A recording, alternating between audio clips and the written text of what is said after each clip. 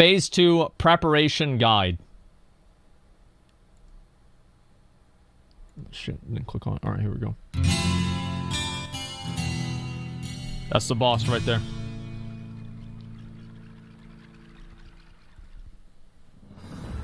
Hey guys, what's up? MadSeason here, back with another video for you. One of the many announcements with BlizzCon this year is the release date of Phase 2 for Classic World of Warcraft, which is set to be on the 12th of this month. Thank this God. phase brings 2 world bosses, Azurgos and Kha'Zix, an end to the layering system, as well as the PvP honor system, so I thought it was appropriate to make a little preparation video for you. Yep. Since there are some things that you can do to get ready for it and save yourself some time, I'm going to money, be going in and there, also by a the bit way. of frustration. The Champions Hall. First things first gonna be my is house. layering. Not really much you can do to prepare for this, I think, really, other than the fact that you can't abuse it anymore. But maybe some gathering items might go up in price, as Yeah, there'll be one they less will copy absolutely of go the up in world to price. gather 100% from. they'll go up in price. Possibly some gold making potential there. I don't think anyone really knows for sure, though, so use your own judgment. Let's cover world bosses next, though. Okay. First off, in the description, I'll have links to the loot table of these world bosses. Just a sec. I had to take a piss. I'll be right back, boys. Give me a sec.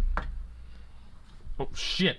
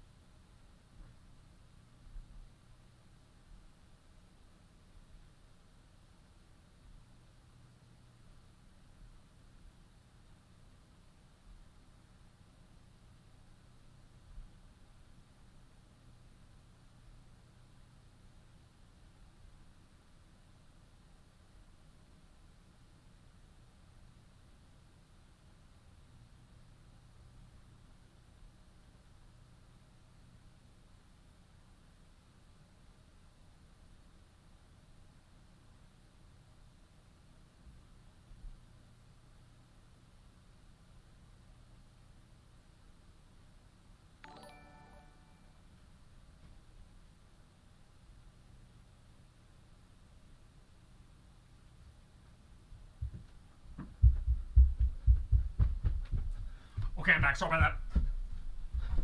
Okay, we're good. It's for you to go see if there's anything that you like. Kha'Zix spawns in this location to the south in the Blasted Lands, and Azurgos spawns over here in southeast Ashara. Don't confuse him with the Spirit of Azurgos, which wanders about the area. I actually This thought that only was the same appears once thing. he's dead, and is later used for the AQ40 Scepter quest chain. I didn't know So, that. to prepare for this, something you can do for your guild is to park an alt near their spawn locations. I'm gonna log out This right was a there, common too. strategy for guilds back in the day. Members were tasked to have an alt near spawn points so you can quickly check at any point to see if they're up, and if they are, rally your guild together as fast as possible to kill them. You have to be fast though, because you surely won't be the only one doing this. No, For you those won't. of you on PvP servers, obviously be ready to bring it with consumes and whatnot. Speaking of which though, let's get into PvP since that's Okay. the meat of this video. This is what matters. The Rank 14 honor system. Just as it was released in 2004, the game currently has no honor system in place. The only reward for PvP is just that, PvP. However, on the 12th, What the you'll be fuck? That guy's rewarded doing with ridiculous honorable damage. kills when Holy you slay shit. An enemy that's your level. That is, God the number damn. still shows up as green. And depending on how many points you get on I a need to get weekly that sword. basis, you'll rank up or down and gain access to various rewards. Now, this Yep. is its own whole subject, but that's the basic gist of things. I am planning on making a full honor system guide. Yeah, where this I'll go gear into is more fucking detail, ridiculous. so keep an eye out for that on the channel pretty soon. But suffice to say, particularly those on a It's gonna be PvP me. server, I hope so. things are going to be insane. A lot of the times, at least on my server, people sort of give you a pass, more focusing on questing or just Yeah, getting where nobody they need gives to a go. fuck. But now that you award those valuable points, you can expect people to go out of their way to kill you. Yeah, So probably. let's make sure we're prepared, shall we? The I first thing need to get anyone that will Bone tell River's you Edge, is to man. level engineer. This is before a time where professions are hyper-balanced with each other. Engineer in particular has huge advantages over the rest for both PvE and PvP, but it really shines in PvP. Not only do you have grenades, usable at range while moving, that deal some good damage and also incapacitate enemies for a few seconds, Yep. but you also have a variety of gadgets, such as the cloaking device, which serves as a vanish, the Netomatic Projector, which can root enemies. I need to or get yourself these, if it man. backfires. I'm so lazy with engineering, for man. some I feel damage at so range. stupid for not having it. The Frost, Fire, and Shadow Reflectors, which are insanely Yep. useful. Speed Boots for that quick burst on the fly. Still probably lost the duel because it's against a mage, Rocket though. Helmet for the ranged incapacitate, and many, many more. Yeah, that's insane. It's insane how good it is for PvP. So Yep. if you want to do the best, it'll be very helpful to level that up now to even the playing field. And also just stock up on the expendable stuff. Iron Grenades are your cheapest option, and Thorium gives you a bit more bang, but costs a lot more. Yeah, no fucking way And I'm gonna Goblin spend that Sapper much money. charges are a must for large-scale open-world PvP, or just some burst in general. And the next thing on your list is a FAP. And after that are free action potions. Oh, he's On shaking use, the it doesn't potion. clear, Yeah, he's shaking the but potion, prevents that's all. slows, roots, and stuns on your character for 25 seconds. These are insanely useful for any PvP situation, and people will be popping these like crazy come phase 2. And in the same vein, limited invulnerability potions are a pretty hot ticket PvP item. I don't Immune to have, like, physical hardly any of attacks these. I only for have, the like, next maybe 6 10. seconds. Pretty self-explanatory, except that you're not pacified for the duration like you might expect. Do you guys feel like people are over-preparing for this phase? I don't know. I think that maybe they are to an extent. Like, yeah, I don't know. I think they are. It seems like it's not really that... It's not that important to have like all the... It's going to be a lag fest. You don't know how it's going to be? Well, I don't think anybody does. I mean, this is the first time people have ever done this on actual classic servers, so I don't think anybody really knows.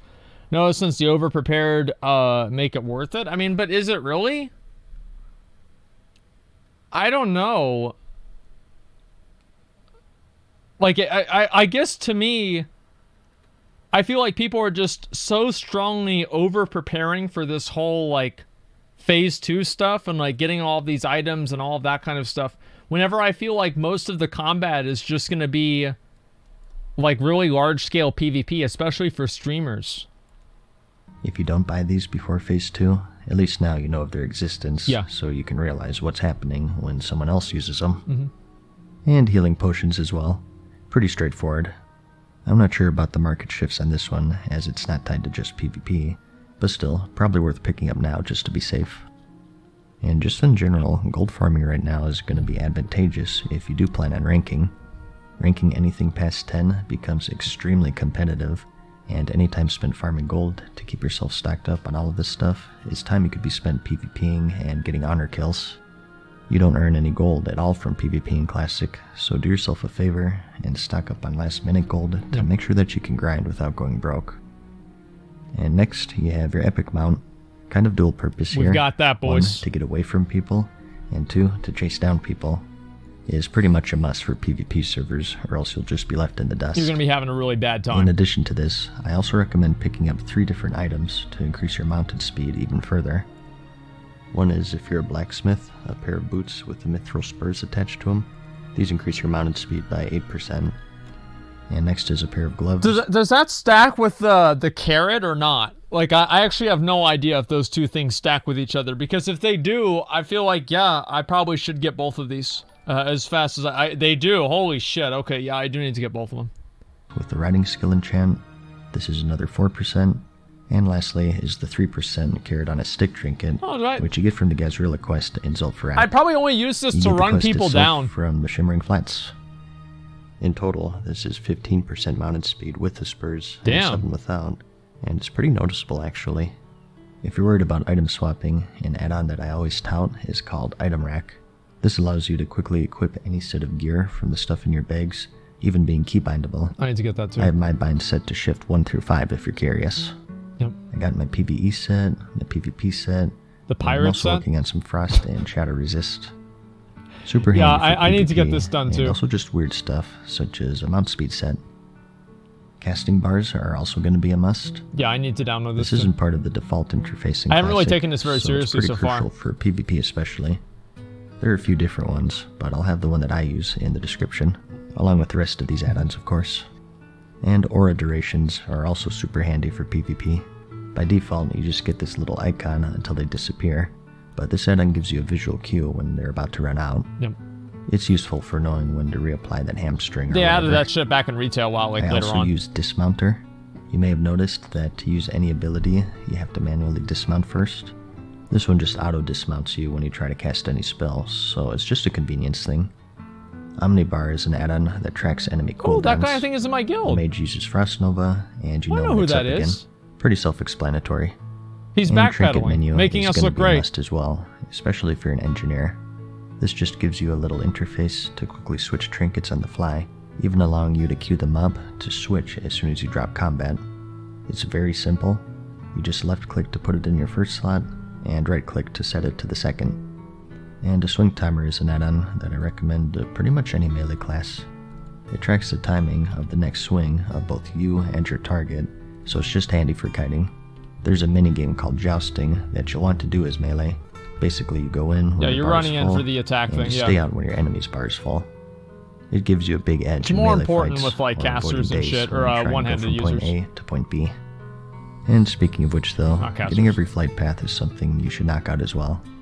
There's a PvP raid going Getting down, every your flight friends path, need of you, course, dude. and you don't have Of the flight course. pass, so now you need to walk all the way there. Save yourself some time now, and knock those out. No one really knows what the meta will be for World PvP ranking as far as group size is concerned, but I think it's wise to start searching for a team now to have it in your back pocket. I think that maybe groups of 3 to 5 would be ideal. Too many and the points are split too much, and Yeah. too few, you'll just get outnumbered. That's what I worry about if I'm playing in on stream, right? I don't even know if it will be possible for me to rank. Even if I played 16 hours a day, I don't know if it would be possible for me to rank because there would be so many people that are gonna come and try to attack me. Like I don't know at all. A good composition of a healer and some DPS with some good CC is going to be your best bet. And just in general, it's good to make friends now so that when BGs are released, you have a team lined up for you. Now is also the time to make sure you have your PvP set. In Classic, with things being so bursty, stamina is king, at least for me as a warrior, so give an extra look through all of the dungeon loot and whatnot, and try to get those before the 12th if you can. And also don't forget your enchants. The Librams of Constitution are nice because they give 100 health to head and legs. I need to get that. That's man. my personal choice for PvP. Okay, at yeah, least. I really need to get that. And also don't forget the niche stuff, such as resistance sets, Shadow for warlocks and priests, and Frost and Fire for mages, and Yep. so on. And lastly, the final tip is to just get out there and practice. PvP is a skill, just like anything in life, so the more you do it, the better you'll be. It's as simple as that. So get off this video, go outside Ironforge or Orgrimmar, and level up your game so you can sufficiently no-life it and be the best around, so no one can ever take you down. Before you do though, give the video a like if you liked it Okay. or found it helpful, Okay, and I'll see you dude. in the next one. Peace. Okay, dude. Here's the thing. Farewell for now, mortals. We hope you enjoyed today's video. See you again soon. Now, all right. Let's talk about that. Number one, I do like I don't know, like let me just say a number of things. Right, is I don't think that like phase 2 is gonna be. I think world bosses and PvP around world bosses is gonna be super fucking hype. Like I'm really excited for that. But outside of that, I don't really feel like there's a whole lot that's gonna be going on in phase 2. It's gonna be kind of boring.